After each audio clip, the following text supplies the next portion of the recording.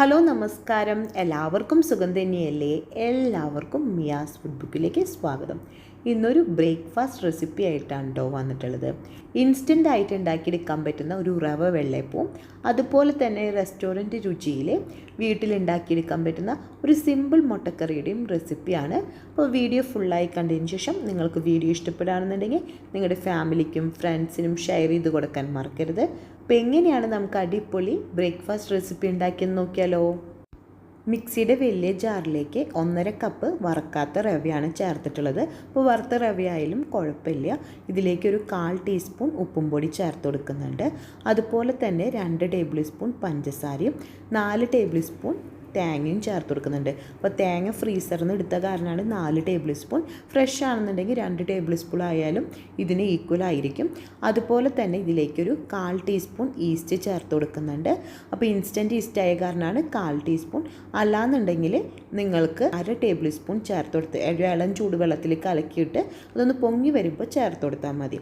2 table spoon മൈദപ്പൊടി ചേർത്ത് കൊടുക്കുന്നുണ്ട്. അതിന് പകരം ഗോതമ്പ് പൊടി ആയാലും കുഴപ്പമില്ല. ഇതിലേക്ക് ഇളം ചൂടുള്ള വെള്ളം ചേർത്ത് കൊടുക്കാം. ചെറിയ ചൂടുള്ള വെള്ളം ചേർത്ത് കൊടുത്ത കാരണം തന്നെ പെട്ടെന്ന് തന്നെ ഫെർമെൻറ്റേഷൻ നടക്കും. വീണ്ടും 1 കപ്പ് വെള്ളം കൂടി എടുത്തിട്ടുണ്ട്. അപ്പോൾ മൊത്തത്തിൽ 2.5 കപ്പ് വെള്ളമാണ് ഞാൻ ചേർത്ത് കൊടുത്തിട്ടുള്ളത്. ഇനിയാണ് നമ്മൾ അടിച്ചെടുക്കേണ്ടി വരിക. ഇപ്പോൾ മിക്സിയിൽ നന്നായിട്ട് തന്നെ അടിച്ചെടുത്തിട്ടുണ്ട്. ഇതൊരു ബൗളിലേക്ക് മാറ്റി കൊടുക്കാം. ഇപ്പം നമ്മൾ വെള്ളയപ്പത്തിനുള്ള മാവ് അരച്ചെടുത്തിട്ടുണ്ട്. കണ്ടില്ലേ, ഈ ഒരു കൺസിസ്റ്റൻസിയിൽ നമ്മൾ വെള്ളയപ്പം ഉണ്ടാക്കുന്ന ആ ഒരു കൺസിസ്റ്റൻസിയിൽ തന്നെയാണ് അടിച്ചെടുത്തിട്ടുള്ളത്. നമുക്കിതൊന്ന് മൂടി വെച്ച് കൊടുക്കാം. കറി ഉണ്ടാക്കിയെടുക്കാൻ വേണ്ടിയിട്ട് ഒരു കുക്കറാണ് എടുത്തിട്ടുള്ളത്. അതിലേക്ക് കുറച്ച് വെജിറ്റബിൾ ഓയിൽ ഒഴിച്ചെടുക്കണം. 2 ടേബിൾ സ്പൂണിൻ്റെ അടുത്ത് തന്നെ വെജിറ്റബിൾ ഓയിൽ ഒഴിച്ചു കൊടുക്കുന്നുണ്ട്. അത് ചൂടായി വരുമ്പോൾ 2 മീഡിയം സൈസ് സവോളയാണ്. അപ്പോൾ നടു കട്ട് ചെയ്തിട്ട് അതിൻ്റെ ഒന്നും കൂടി കട്ട് ചെയ്തിട്ടാണ് കേട്ടോ ഞാൻ കട്ട് ചെയ്തെടുത്തിട്ടുള്ളത്. അപ്പോൾ ഇത്ര വലിപ്പത്തിലാണ് കട്ട് ചെയ്തെടുത്തിട്ടുള്ളത്. അത് ഇതിലേക്ക് ഇട്ട് കൊടുക്കുകയാണ്. ഒരു കയ്യിൽ വെച്ചിട്ടൊന്ന് ഇളക്കി കൊടുത്തതിന് ശേഷം ഇതിലേക്ക് ആവശ്യത്തിനുള്ള ഉപ്പ്, ഒരു 1/2 ടീസ്പൂൺ ഉപ്പ് ചേർത്ത് കൊടുക്കുന്നുണ്ട്. അപ്പോൾ ഇതൊന്ന് വാടി വരട്ടെ.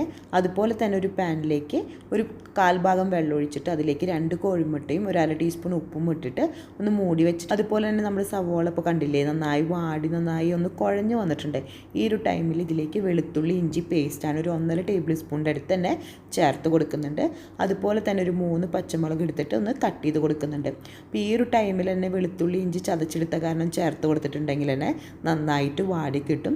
അതുപോലെ തന്നെ 2 തണ്ട് കറിവേപ്പിലും കൂടിയും ചേർത്തിട്ട് നന്നായിട്ടൊന്ന് ഇളക്കി നന്നായിട്ടൊന്ന് വാടി വരട്ടെ. ഇപ്പോൾ സവോള ഒന്നും കൂടിയും വാടി വന്നിട്ടുണ്ട്, വെളുത്തുള്ളിയും ഇഞ്ചിയും. ഈ ഒരു ടൈമിൽ 1/2 ടീസ്പൂണ് കുരുമുളകും പെരിഞ്ചീരകം കൂടിയിട്ട് ചതച്ചെടുത്തതാണ് കേട്ടോ. ഫെനൽ സീഡും പെപ്പറും കൂടിയിട്ട് ചതച്ചെടുത്തതാണ്. അപ്പോൾ ഈ ഒരു ടൈമിൽ ചേർത്ത് കൊടുക്കുമ്പോൾ നല്ലൊരു ഫ്ലേവർ കിട്ടുകയും ചെയ്യും. അതുപോലെ തന്നെ ഈ സവോള കുറച്ചും കൂടി വാടുന്ന ഒരു ടൈമിൽ ഈ പെരിഞ്ചീരകം ഒന്ന് മൂത്ത് വരുമ്പോൾ നല്ലൊരു ഫ്ലേവർ കിട്ടും. അപ്പം അതിന് വേണ്ടിയിട്ടാണ് ഈ ഒരു ടൈമിൽ ചേർത്ത് കൊടുക്കുന്നത്. അപ്പോൾ വാടി വന്നിട്ടുണ്ട്. ഈ ഒരു ടൈമിൽ 1/4 ടീസ്പൂണിൻ്റെ അടുത്ത് മഞ്ഞൾപ്പൊടി ചേർത്ത് കൊടുക്കുകയാണ്. ഒരു 1/2 ടീസ്പൂൺ മുളകും പൊടി, ഒരു 1/4 ടീസ്പൂൺ ഗരം മസാല കൂടി ചേർത്ത് കൊടുത്തതിന് ശേഷം നമുക്കിതൊന്ന് മൂപ്പിച്ചെടുക്കണം. അപ്പം മുളകും മഞ്ഞളും ഗരം മസാലയും ഒക്കെ ഈ ഓയിലിൽ കിടന്നൊന്ന് മൂക്കുമ്പോൾ ഒരു നല്ലൊരു ഫ്ലേവർ വരും. അപ്പം അതിന് വേണ്ടിയിട്ടാണ്. മസാലപ്പൊടികളൊക്കെ മൂത്ത് വന്നിട്ടുണ്ട്. ഇതിലേക്കൊരു 1/4 കപ്പ് വെള്ളം ആദ്യം തന്നെ ഒഴിച്ചു കൊടുത്തിട്ട് അതൊന്ന് തിളച്ചൊന്ന് വറ്റി വരുമ്പോൾ ഇതിലേക്ക് വീണ്ടും ഒരു 1/4 കപ്പും കൂടി ഒഴിക്കും. മൊത്തത്തിൽ ഒരു 1/2 കപ്പ് വെള്ളമാണ് ഒഴിച്ചിട്ടുള്ളത്. അത് തിള വന്നു തുടങ്ങുമ്പോൾ ഹൈ ഫ്ലെയിമിൽ കുക്കർ അടച്ചിട്ട് ഒരു വിസിൽ വന്നതിന് ശേഷം സ്റ്റൗ ഓഫ് ചെയ്ത് കൊടുക്കാം. ഈ ഒരു ടൈമിൽ നമുക്ക് വെള്ളയപ്പം ഉണ്ടാക്കാൻ തുടങ്ങാം. ഇപ്പം നമ്മുടെ ഒരു 15-20 മിനിറ്റ് തന്നെ ആയിട്ടുള്ളൂ. നമ്മുടെ വെള്ളയപ്പത്തിൻ്റെ മാവൊക്കെ ഇത് പൊന്തി വന്നു തുടങ്ങിയിട്ടുണ്ട്. ഇത്ര ആയാൽ മതി. ഇപ്പം നന്നായിട്ട് പൊങ്ങി വരേണ്ട ആവശ്യമൊന്നുമില്ല. ഒരു പാനിൽ ഒരു മീഡിയം ഫ്ലെയിമിൽ ചൂടാവാൻ വേണ്ടി വെച്ചിട്ടുണ്ട്. അതിലേക്ക് ഒരു കയ്യിൽ 1/4 കയ്യിലിൻ്റെ അടുത്താണ് ഈ ഒരു കയ്യിലുകൊണ്ട് ഞാൻ ഒഴിച്ചു കൊടുക്കുന്നത്. അത് ഒഴിച്ചു കൊടുത്തതിന് ശേഷം അതൊന്ന് ചെറുതായിട്ട് ഇങ്ങനെ ഓട്ടോട്ടകൾ വന്ന് തുടങ്ങുന്നില്ലേ, അതൊന്നൊരു പകുതി ഭാഗം ഓട്ടകളായി വരുന്ന ഒരു ടൈമിൽ ഒരു മൂടി വെച്ചിട്ട് നമുക്കതൊന്ന് അടച്ചു കൊടുക്കാം. അതിനുശേഷം ഒരു ലോ ഫ്ലെയിമിലേക്ക് ചേഞ്ച് ചെയ്ത് കൊടുക്കാം. നമുക്ക് മൂടി തുറന്ന് നോക്കാം. വെള്ളയപ്പം റെഡി ആയിട്ടുണ്ട്. നമുക്കൊരു സർവിങ് പ്ലേറ്റിലേക്ക് ചേഞ്ച് ചെയ്ത് കൊടുക്കാം. കണ്ടില്ലേ, ബാക്ക് സൈഡ് ഈ ഒരു കളറിലാണ് ഇരിക്കുക. ഇവിടെ നിറച്ച് ഓട്ടകളായിട്ടുള്ള പെട്ടെന്ന് ഇൻസ്റ്റൻ്റ് ആയിട്ട് ഉണ്ടാക്കിയെടുക്കാൻ പറ്റുന്ന ഒരു വെള്ളയപ്പമാണ്. കുക്കറിൻ്റെ പ്രഷറും മാറിയിട്ടുണ്ട്. അപ്പോൾ ഒരു കയ്യിൽ വെച്ചിട്ട് ഓപ്പൺ ചെയ്തതിന് ശേഷം ഒന്ന് ഇളക്കി കൊടുക്കുകയാണ്. കുറച്ച് മല്ലിയില ഒന്ന് കട്ട് ചെയ്ത് ഇട്ട് കൊടുക്കുകയാണ് അവസാനം. കുക്കറിൽ നിന്ന് വിസിൽ വന്നതിന് ശേഷം ആദ്യം ചേർത്ത് കൊടുത്തിട്ടുണ്ടെങ്കിൽ നന്നായി വാടിപ്പോവും. അപ്പോൾ ഈ ഒരു ടൈമിലാണ് ഞാൻ ചേർത്ത് കൊടുക്കുന്നത്. കയ്യിൽ വെച്ചിട്ട് ഇളക്കി കൊടുത്തിട്ട് ഒരു സർവിങ് പ്ലേറ്റിലേക്ക് ചേഞ്ച് ചെയ്തെടുത്തിട്ടുണ്ട്. അപ്പോൾ കുക്കറിൽ വിസിലടിക്കുന്ന കാരണം തന്നെ നമ്മുടെ മുട്ടക്കറിക്ക് നല്ലൊരു ടേസ്റ്റാണ്. ഇപ്പോൾ നിങ്ങൾക്ക് കുറച്ചും കൂടി ഗ്രേവി താല്പര്യമുള്ളവർക്കാണെന്നുണ്ടെങ്കിൽ 1/2 കപ്പ് നമ്മൾ വെള്ളം ഒഴിച്ചതിന് പകരം 1 കപ്പ് വെള്ളം ഒഴിച്ചെടുക്കാം.